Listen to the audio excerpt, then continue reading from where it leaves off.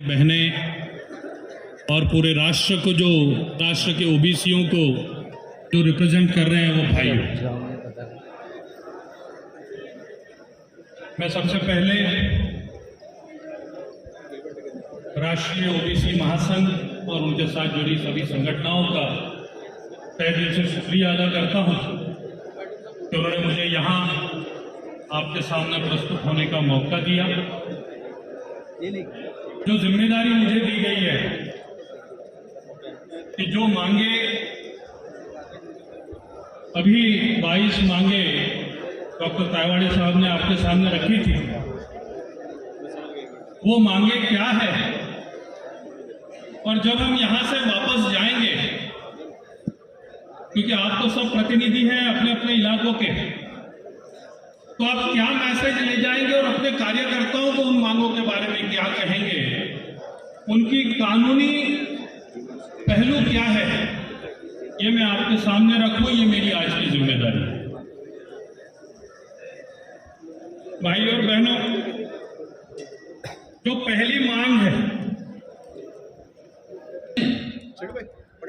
ये बहुत दुख की बात है कि आज उस मांग के उठने के 72 साल बाद मैं फिर से वही मांग आपके सामने रखूं। 23 अगस्त 1949 ये तारीख आप याद रखिए।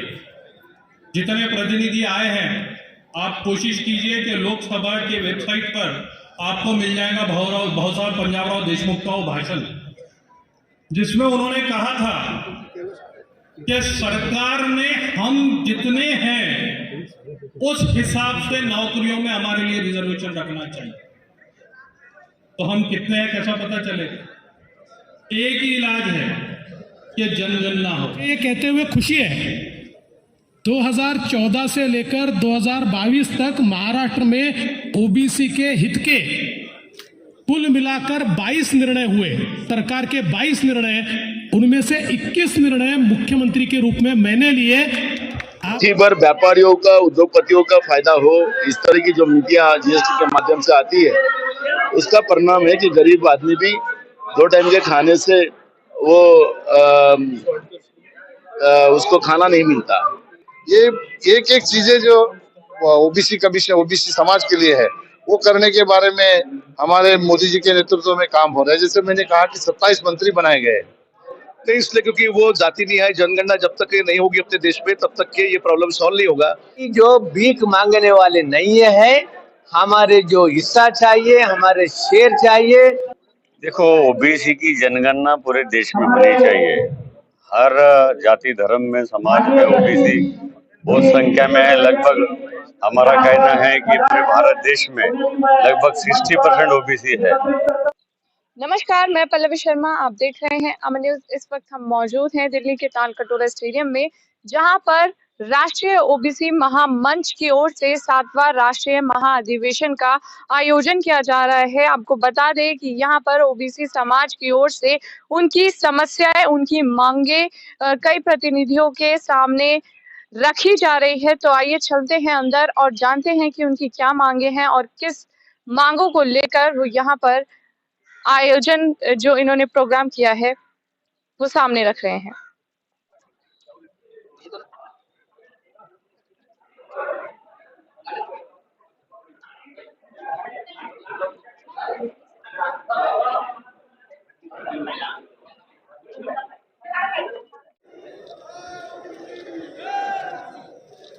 कैमरे वाले भैया बैठ जाइए।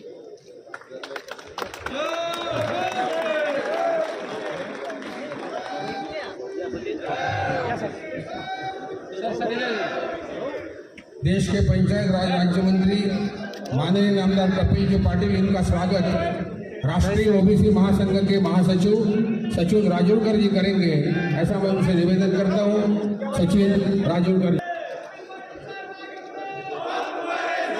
चलती है तो तूफान मचल जाते हैं,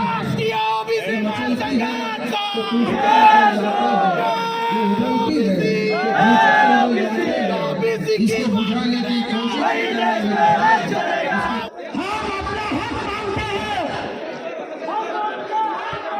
नहीं किसी से भीख मांगते। देवेंद्र जी को भी जाना है, मैं ज्यादा बात नहीं करूंगा और राजनीति की भी बात नहीं करूंगा, लेकिन सच बात तो बतानी पड़ेगी।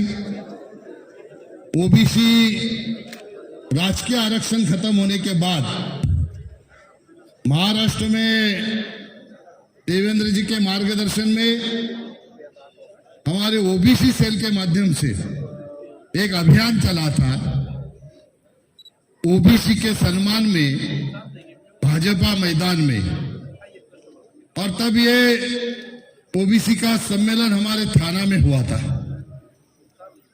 तो उस वक्त मैं मंत्री बना था और 10-15 दिन हुए थे। सभी लोगों ने अपने भाषण में अनेक समस्या ओबीसीओं की वहां पे बताई, और देवेंद्र जी के पहले मेरा भाषण था। मैंने उस वक्त कहा था कि जितनी सारी समस्या आप लोगों ने बताई है, ये समस्या का हल ना आंदोलन में है ना मोर्चा में है।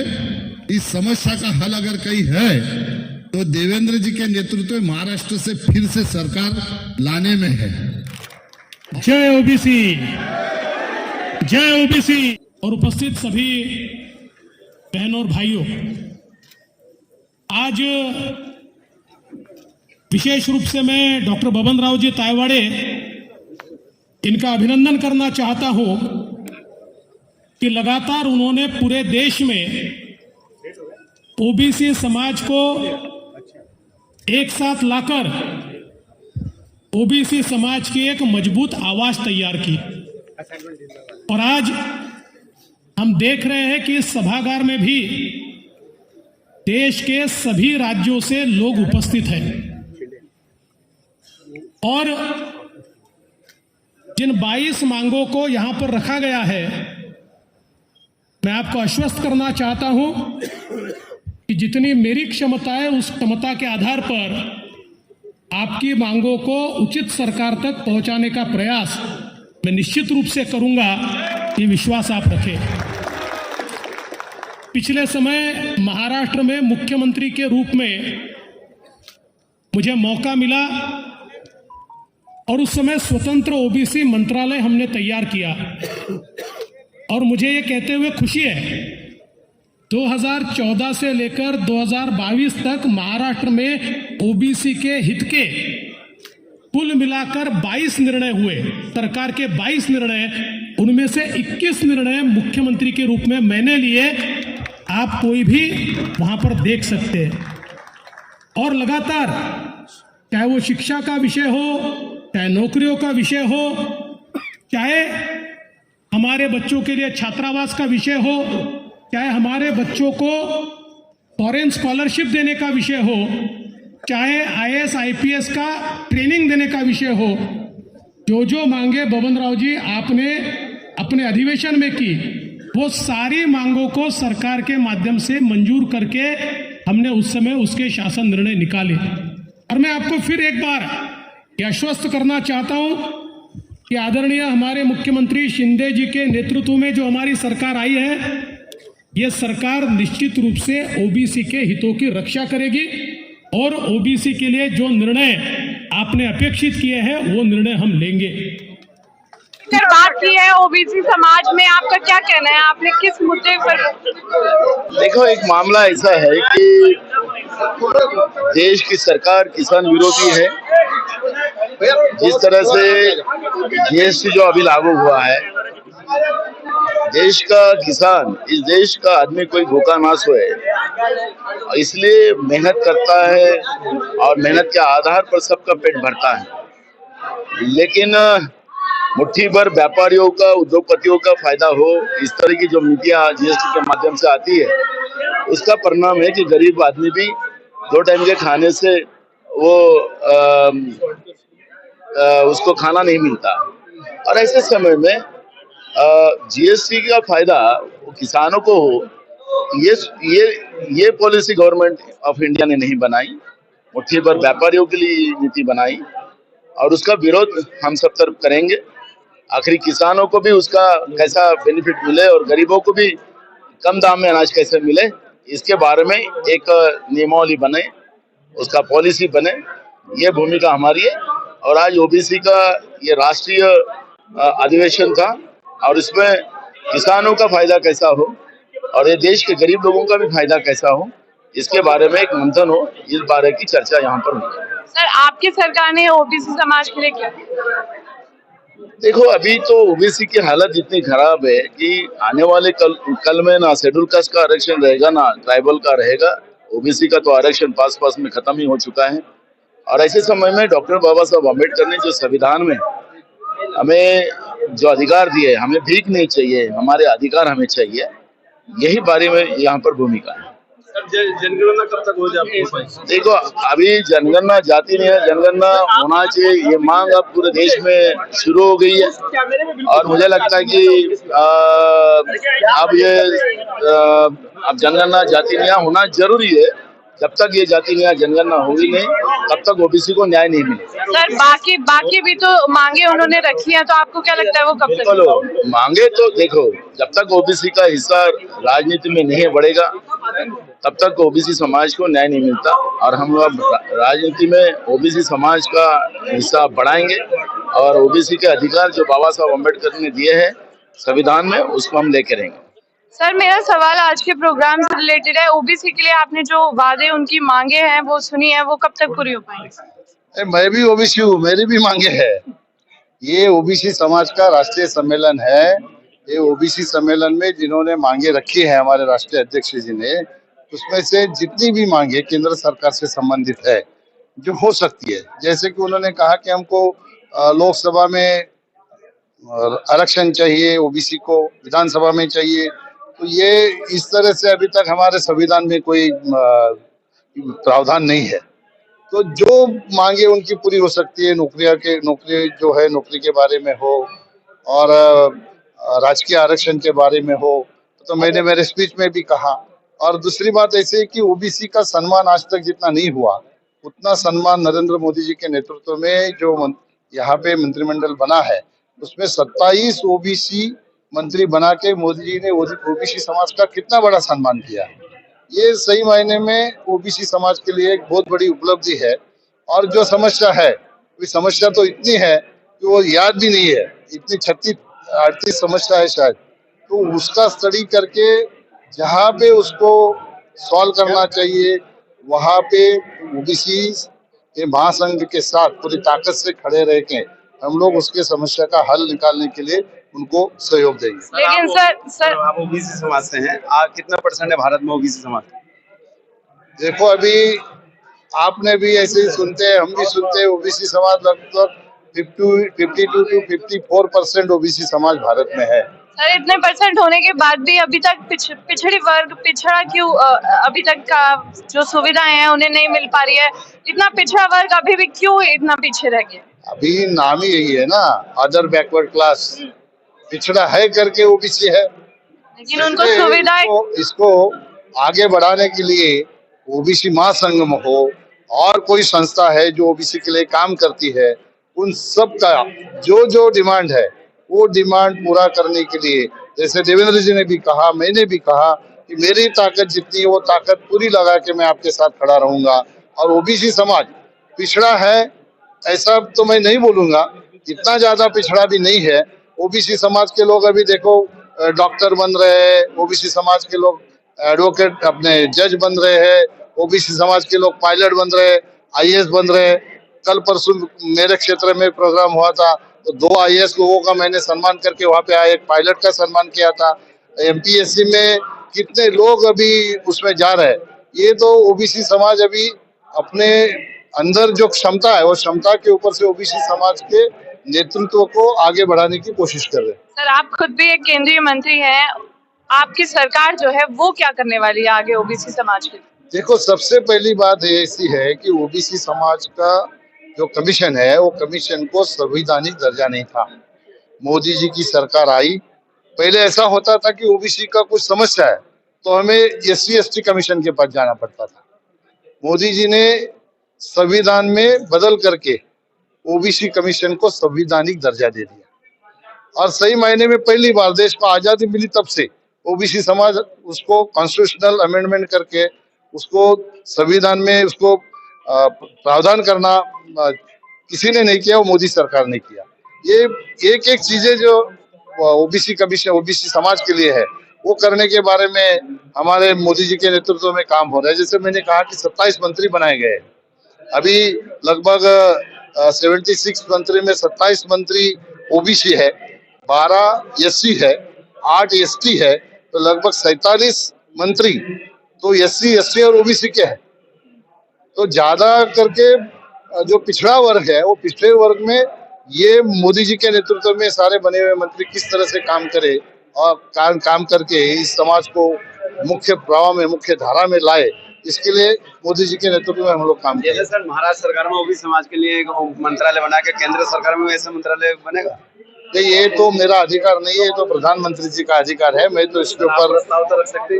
नहीं, मैं नहीं रख सकता, क्योंकि देखो कौन सा मंत्रालय बनाना, किसको कौन सा मंत्री पद देना, वो अधिकार प्रधानमंत्री का होता है, पार्टी का होता है। उसमें मैं एक सामान्य कार्यकर्ता, उसके ऊपर मैं टिप्पणी करना उचित नहीं होगा। सर जनसंख्या के लिए, जनसंख्या के लिए तो हर एक राज्य अपने अपनी तरह से भी जनसंख्या की गिनती तो कर ही रहा है। सेंसस अभी 2021 का भी अभी आया नहीं, वो जब सामने आएगा तब पता चलेगा। सारे लोगों की डिमांड तो है, हम लोग कोशिश तो कर रहे हैं कि ओबीसी की जाति न्याय जनगणना हो, ये मांग तो सबकी है। देखते हैं, इसके लिए हम लोग कोशिश प्रयास तो कर रहे हैं। तरह से आपके सामने मांग रखी है, उसको आपको कब तक लगता है वो पूरी हो पाएंगी? अरे ओबीसी की मांग जो है वो बहुत सारी मांगे हैं, कम से कम 22 से 30 मांगे राष्ट्रीय ओबीसी महासंघ के माध्यम से की है, और वो केंद्र सरकार को पूरी करनी है, राज्य सरकार को पूरी करनी है। आने वाले दिनों में महाराष्ट्र में जब सरकार बनेगी तो हम लोग हाउस में भी उस बारे में बात करेंगे और वो मांग पूरी करने का प्रयास करेंगे। सर, कांग्रेस सरकार ने जो है ओबीसी के लिए, ओबीसी समाज के लिए क्या कार्य किया अभी तक जो आपकी सरकार नहीं कर पा रही? नहीं, मैं कांग्रेस से ही हूँ, आपको शायद मालूम नहीं होगा, मैं कांग्रेस से ही हूँ, और कांग्रेस ने 1947 से लेकर अब तक के ओबीसी की बहुत सारी मांग पूरी की है। ओबीसी का आज जो जीवन यापन जो कर रहे हैं, वो उसका स्टैंडर्ड बढ़ाने का काम ओबीसी का पूरा कांग्रेस ने किया है, और इसके बावजूद भी, इसके बाद भी कांग्रेस अपने ओबीसी समाज को आगे बढ़ाने का प्रयास पूरी तरह से करेगा। आपको क्या लगता है कि इतने वर्ग में होने के बाद भी, इतनी जनसंख्या होने के बाद भी ये पिछड़ा वर्ग क्यों अभी तक है? नहीं, इसलिए क्योंकि वो जाति न्याय जनगणना जब तक नहीं होगी अपने देश में, तब तक के ये प्रॉब्लम सॉल्व नहीं होगा। इसलिए आरक्षण जाति न्याय है, जब तक सेंसस नहीं होगा, सेंसस होने के बाद में कितने जाति के कितने लोग हैं वो जब पता चलेगा, उसके बाद में आरक्षण का सही वितरण होगा। आपको क्या लगता है कि केंद्र सरकार जो है वो कब तक इनकी बात सुनेगी और कब तक इन लोगों की मांग? तो केंद्र सरकार वाली बता सकते हैं, मैं नहीं बता सकता हूँ। कब तक हो जाएगी? जाति जनगणना तो पूरे देश में हर राज्य में ये डिमांड है, ओबीसी की डिमांड है, ओबीसी की मांग है। अब वो मोदी जी को फैसला करना है। क्या राहुल गांधी और प्रियंका गांधी जिस तरह से महंगाई और सबके लिए रोड पे आ रहे हैं, तो क्या ओबीसी के आरक्षण के लिए भी रोड पर आएंगे? बिल्कुल आएंगे, रोड पे आएंगे। हमारे साथ मौजूद हैं जस्टिस ऐश्वर्या जी, तो उनसे बातचीत करते हैं। सर, आज का जो प्रोग्राम आयोजित किया गया है उसके बारे में आप क्या कहेंगे? जो 7वीं जो नेशनल अधिवेशन राष्ट्रीय ओबीसी महासंघ पूरा देश की कोने कोने में से सब संघों के साथ जो अधिवेशन कर रहा है, 7वीं अधिवेशन, इसको मेरे तरफ भी मैं एक सेशन हेड कर रहा हूँ। आज इसमें कहीं कहीं लोग Devendra Fadnavis, former chief minister, अभी डिप्टी चीफ मिनिस्टर आए हैं, नाना पटोले जो स्पीकर थे, पार्लियामेंट मेंबर थे, उन्हें जो बीजेपी में रह के इस्तीफा दिया क्योंकि वो पॉलिसी अपने खिलाफ में है। फिर ऐसा सब लोग संगठन आए हैं। मैं यही चाहता हूँ, आज की मुद्दे ये है जाति जनगणना करना। जाति जनगणना से पहला रिजर्वेशन मिला साहू महाराज ने 1902 में, 1902 में रिजर्वेशन मिला। 1871, 1881, 91 to 1901 3 बार हुए बाद साहू महाराज ने रिजर्वेशन 50% दिया। ये 50% दिया क्योंकि अपने वो मातेली का सरकार है, वो महा जैसा सरकार था, उस वास्ते पिछड़े वर्गों को आधा % दे दिया, ब्राह्मणों को उसका जो मान सलाहकारों से निकाल के फिर अपने शूद्रों को रख लिया उन्हें, और उन्हें छात्र महिलाओं को सब को आरक्षण दिया और हॉस्टल से फ्री एजुकेशन में भी आरक्षण दिया।